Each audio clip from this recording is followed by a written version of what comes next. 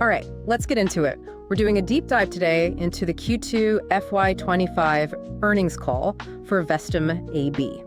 You know, that interesting Nordic infrastructure services roll-up. They've got this real focus on niche water and construction markets. And there's quite a bit from this latest call that definitely caught the market's eye. Okay, let's unpack this. So maybe just start with the headlines, the top level numbers. Sure. So Vestum, they delivered a pretty strong quarter, actually. Revenue came in at SEK 1.0912 billion. That's Swedish kroner. Right.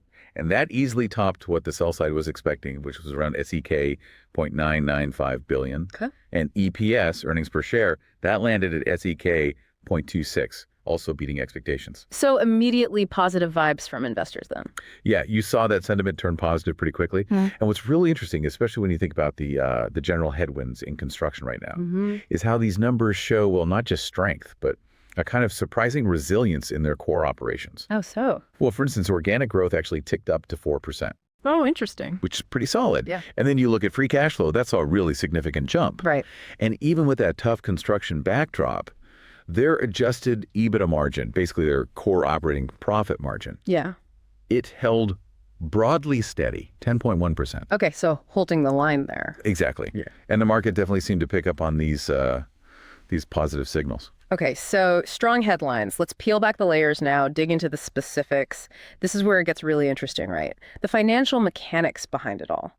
What specific movements, say, balance sheet, cash flow, what really jumped out at you? Well, looking closer, that 4% organic growth, it's actually an acceleration. It was 3% the quarter before. Ah, okay, so building momentum. Yeah, exactly. It suggests growth isn't just about acquisitions, which is a key positive sign.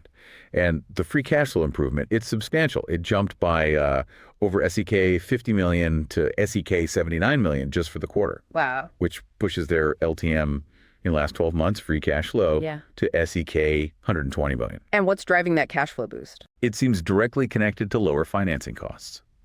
A real benefit from redeeming that bond earlier this year, plus just an overall better capital structure. Right. Now, on the balance sheet, net debt did increase up to SEK 1.66 billion. Okay. And that pushed their leverage to 2.65 times reported EBITDA, or 2.7 times if you include earnouts. Defy the increase in debt. It was mostly due to recent acquisitions and also some strategic investments they made in new facilities.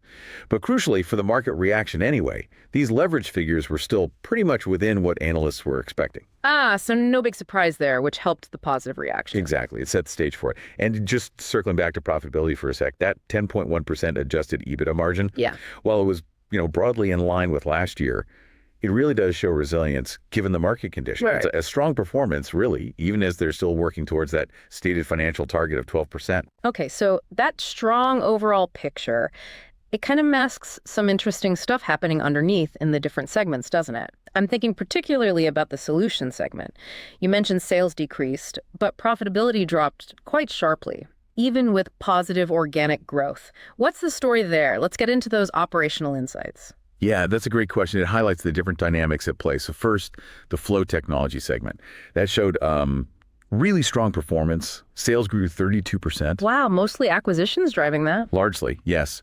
But what's really got management optimistic here is the underlying demand, and specifically the UK market getting ready for AMP8. Right, AMP8, the big UK water investment plan. Exactly, the asset management plan. It's that new 5-year cycle, kicked off April 2025, involves over 100 billion in water infrastructure. Huge. So Vestum's expecting a boost from that. Yeah, they expect the positive effects to start showing up late Q3, maybe early Q4 this year, mostly from OPEX spending initially, operational stuff, and then flowing strongly into 2026. Right. There's maybe some short-term caution, clients doing resource planning and all that, but Vestum's actually planning more UK acquisitions in this segment before year end to, really strengthen their position.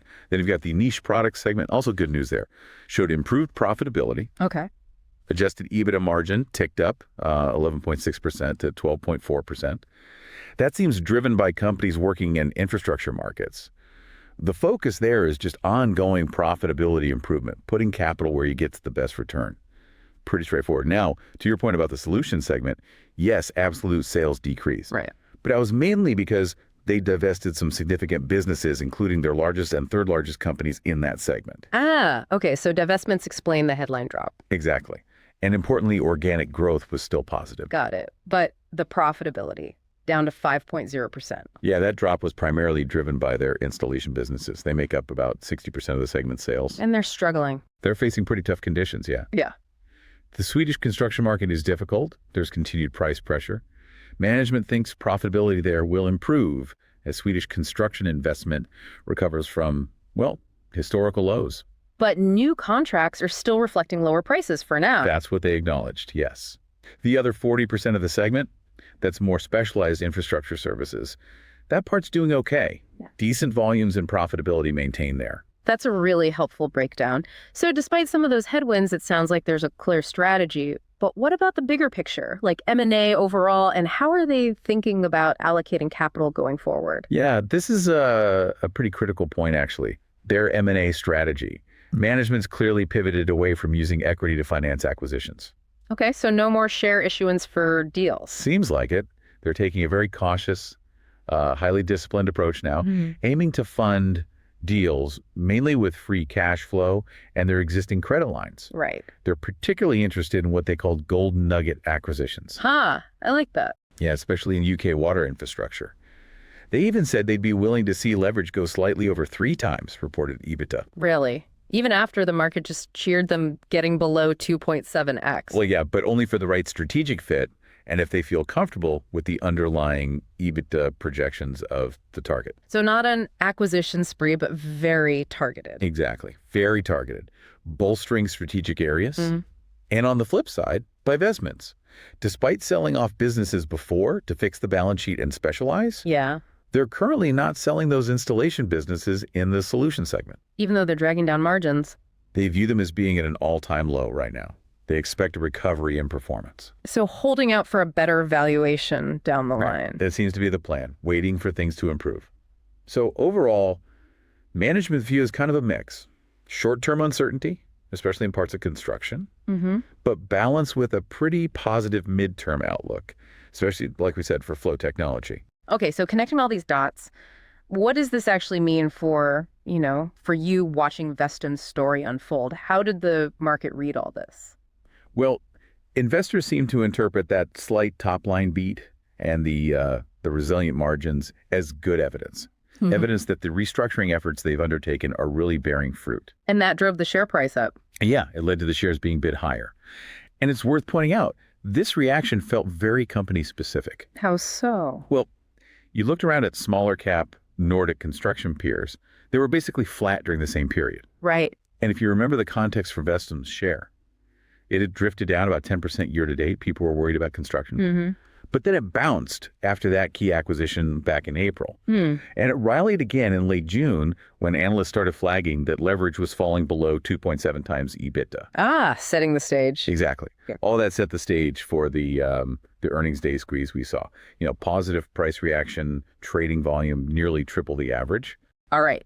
Now let's shift gears. It's time for our This Is Not Financial Advice segment, where we stretch the bounds of plausible with maybe an outrageous trade idea. What have you got for us on Vestum? Okay, so building on everything we just talked about, here's something to chew on. The market, as we just discussed, recently gave Vestum a lot of credit, rewarded the stock quite nicely for getting leverage below 2.7 times EBITDA. That fueled a rally. Right. Clear cause and effect there. But management has explicitly said, loud and clear, they are willing to take leverage slightly over 3 times. For one of those golden nuggets? Precisely. For a strategic UK water infrastructure acquisition. They're emphasizing their confidence in those kinds of moves. Okay. So where's the trade? So the outrageous idea is maybe thinking about a short-term bearish position on Vestum. Like buying puts or a limited short. Something like that. Yeah. Betting on a temporary market overreaction if they announce one of these significant golden nugget deals.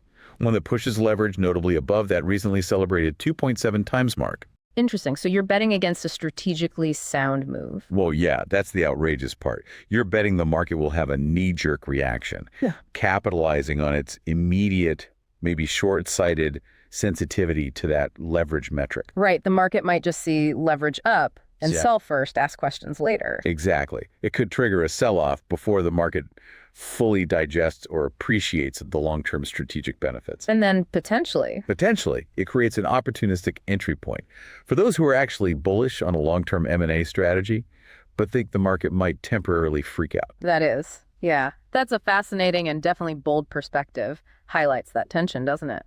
Between the market's immediate reaction and the company's long-term game plan. Okay, so just to quickly recap Vestum's Q2 then. Strong numbers overall, despite sector headwinds, a very clear strategic focus on M&A, especially UK water, and really impressive free cash flow generation. Yeah, absolutely. And maybe the final thought, building on that recap. Yeah. What this whole deep dive really underscores, I think, is a crucial question for you as an investor. How do you weigh that? How do you balance a company's, bold long-term vision, their willingness to maybe take on debt for strategic growth against the market's immediate, sometimes, let's face it, irrational reactions to changes in those headline financial metrics? Something definitely worth mulling over. Okay, well, this deep dive is for informational purposes only and is not investment advice. We hope this look into Vestum's earnings has given you some valuable insights. We'd love to hear what resonated with you, what you're thinking about now.